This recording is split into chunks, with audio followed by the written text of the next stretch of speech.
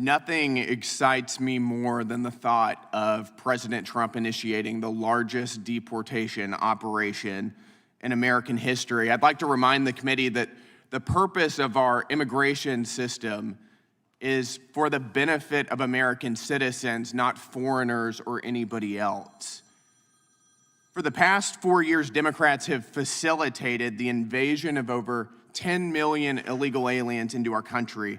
Open borders grow the welfare state, they depress American wages, strain our education and healthcare system, price our working class out of owning a home, and flood our communities with violence and drugs. Mr. Beer, and as well as my colleagues on the other side of the aisle, you're intellectualizing about illegal alien crime notwithstanding. I'd like to remind you that the correct number of American citizens murdered or raped by illegal aliens is 0. Americans have learned firsthand that importing the third world will turn America into the third world. So in light of the chaos of the past 4 years, the question that has come up earlier is, why are our Democrat colleagues so determined to flood our country with millions of illegal aliens? And I'd like to suggest that perhaps it's because they benefit from it politically. Remember that every state is apportioned congressional seats based on population, not based on citizenship. Counting non-citizens in congressional apportionment has resulted in more seats for blue states and fewer congressional seats for red states. For instance, excluding non-citizens, California would have an estimated 3 fewer congressional seats. In Ohio, Pennsylvania, and West Virginia, traditionally red states would each have an estimated 1 additional seat.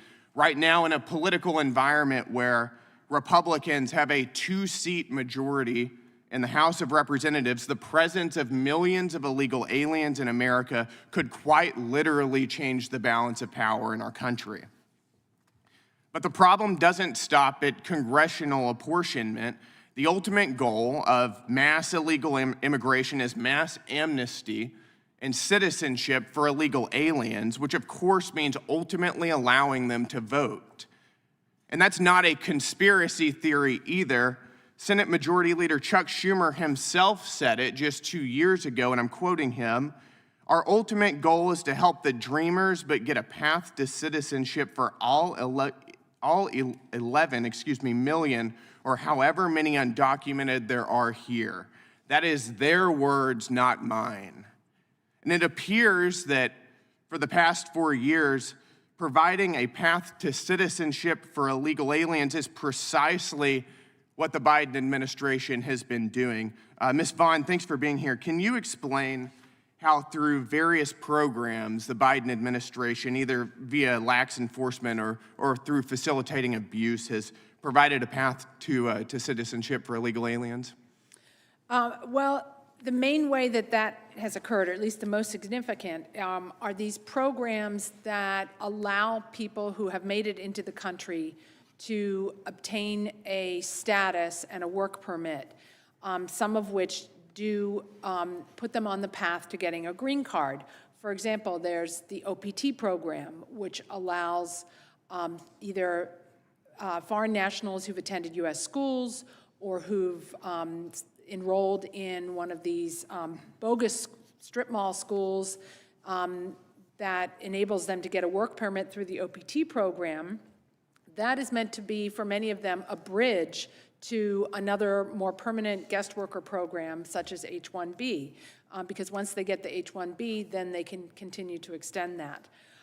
There are also programs like the U and the T visas, which start with a work permit and eventually, once they're adjudicated without much review, allow them to receive a green card, which is a path to citizenship.